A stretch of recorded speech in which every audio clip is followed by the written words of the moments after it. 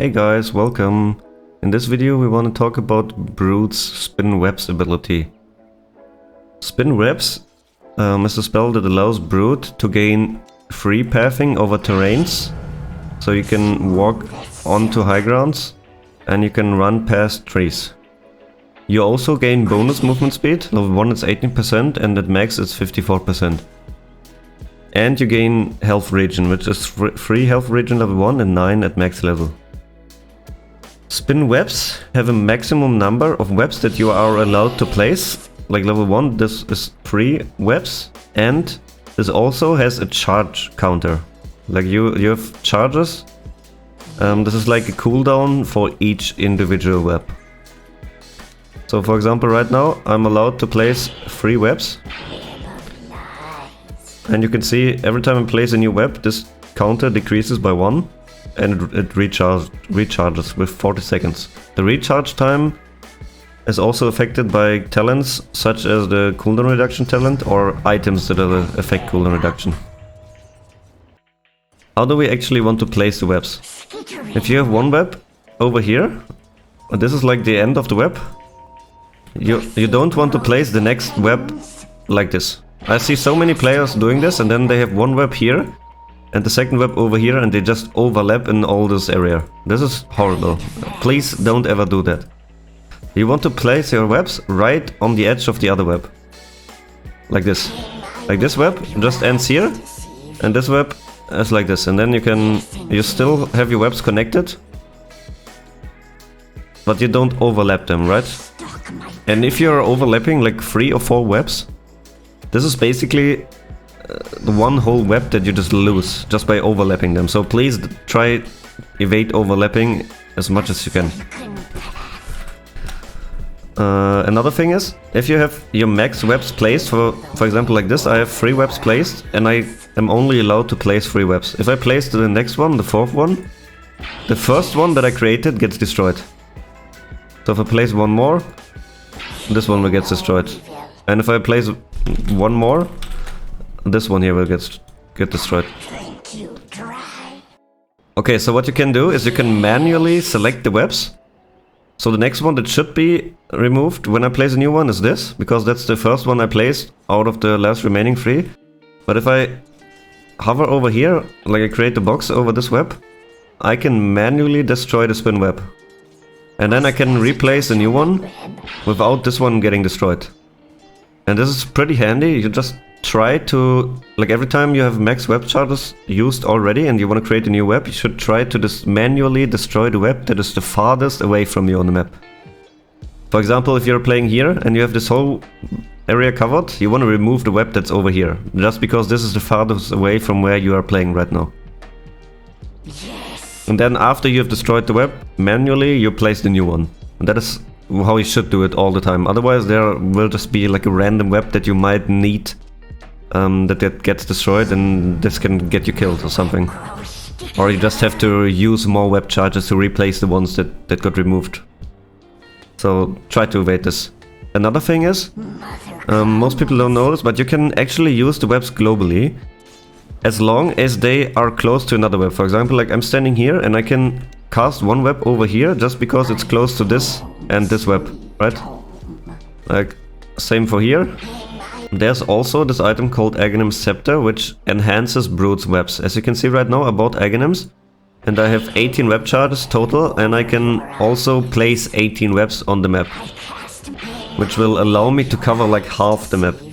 With the patch that just got released today, this item got nerfed a little bit. As you can see, Scepter no longer unlocks maximum movement speed, which makes this item way worse than it was before. Like before you could have like 600 to 700 movement speed depending on if you bought like Sange Yasha for example or Swift Blink. You could have up to like nearly 1000 movement speed with Swift Blink and Yasha. But right now 550 is the maximum that you can reach. Like as you can see, if I drop or pick up this Windlace it doesn't matter. Like 550 is the maximum movement speed that Brood can get. With Aghanims, you reach those 550 with only boots of like pouch rats. I think you reach this with only brown boots as well. Yeah, like even only brown boots would be enough. A Windlace only would not be enough, but if you get normal boots or power treads, with Aghanims you get max movement speed, but if you drop the Aghanims, as you can see, with boots only you got 492, and with Windlace you got 523. So if you don't have Aghanims, picking up a Windlace, if you need more movement speed, can be pretty good on Brood, but it's not necessary. But in some games I just like picking up a Windlace. But once you got Aghanim Scepter, every movement speed increasing item besides boots is just useless. Because you have max movement speed in webs anyway. For the Dire mid lane, you want to place your webs over here and here, just to cover the enemy mid lane, and then the third web over here to still cover this rune and get access to this neutral camp. And then either, if you want to play defensive, you just place your webs like over here and here. So you cover those camps and you just farm your own triangle, your own ancients. But if you feel strong, you should try to take over the enemy triangle at some point. With webs like somewhere over here. This way you have access to this camp, to the ancient camp over here. And you could place some web like here and here to get access to both lanes, right? If you want to, you can even put a ward over here or behind those towers. This is probably the area you want to play in if you're allowed to. But if you don't feel strong enough to play here, but you don't want to be like on the defensive part of your side of the map, then you can place the webs over here, just same as in the offlane part of Dire. Radiant webs.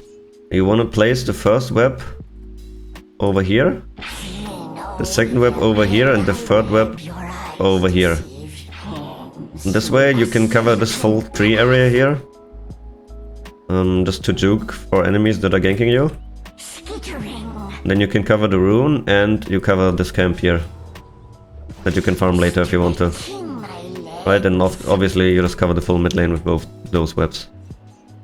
I think that's just the best web placement. If you want to, you could place this web like a little bit more over here and then just move this a little bit closer to here. That's also fine. So you have access to this camp, but I think placing the webs over here is a little bit better just so you can juke into those trees. But that's personal preference, I'd say. So the next webs you want to place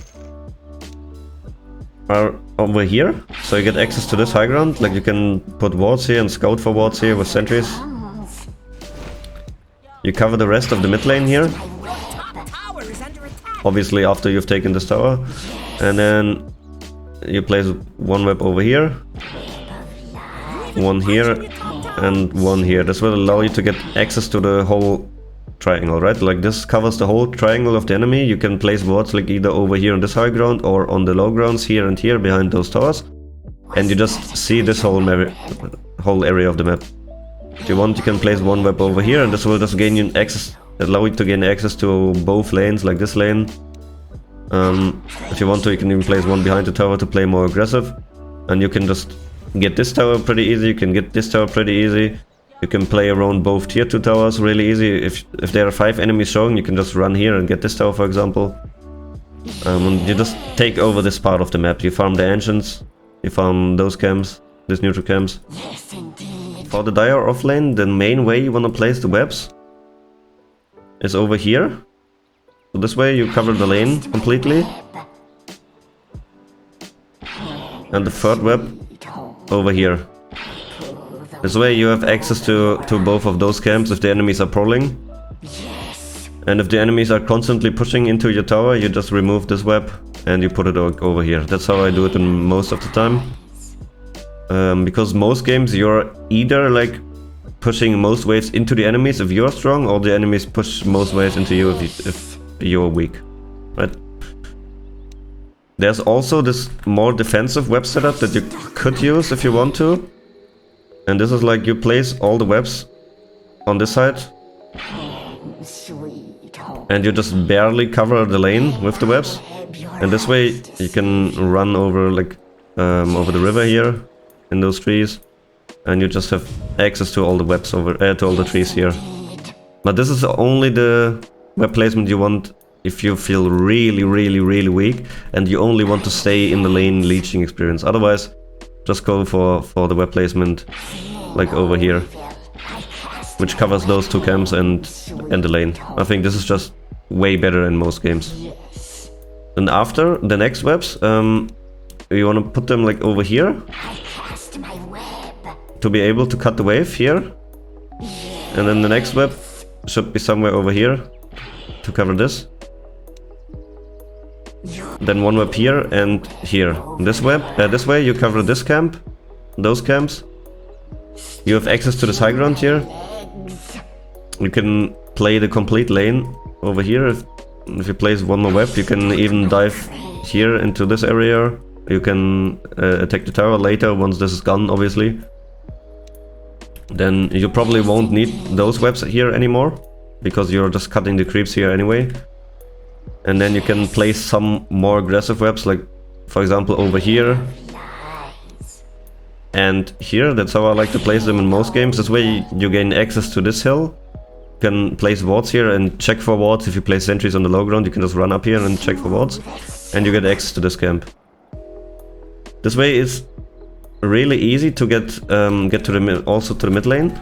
You just need to place like 1 web over here, and then you are immediately at the enemy mid tower. So if you're having a really good game and you took this tower really early and you feel strong, you can just run to the mid lane and also take this tower with like only this 1 web. For the Radiant offlane, the defensive web setup that you can use against heroes that you feel really weak is like this. This way you can run through those trees, and it's really hard for enemies to chase you down. Like there are nearly no enemies that can kill you if you're just playing in those trees, unless they're like tri-laning you and then they have like 2 or 3 stuns. But this is the web placement you only want if you're really defensive. For example, if you're soloing the offlane against 2 or 3 heroes. In most games you want the webs to be more aggressive, like this. This way you can still play the lane over here, but you also have access to this jungle.